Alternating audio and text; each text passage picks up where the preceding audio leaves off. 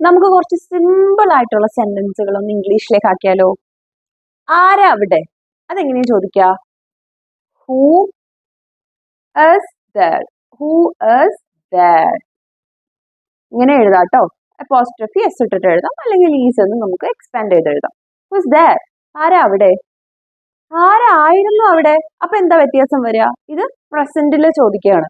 ഇതായിരുന്നു എന്ന് ചോദിക്കുമ്പോൾ പാസ്റ്റ് ആവും. അപ്പൊ who was there? Who was there? ആരായിരുന്നു അവിടെ? ഇനി കുറച്ചും കൂടി വ്യത്യാസം വരികയാണ്.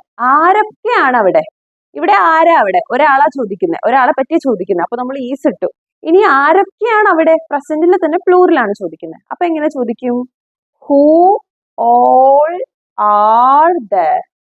ഹൂ ഓൾ ആർ there എന്ന് വെച്ചാൽ ആരൊക്കെയാണ് അവിടെ?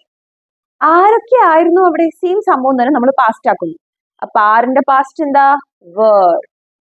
Who all were there. Thank you.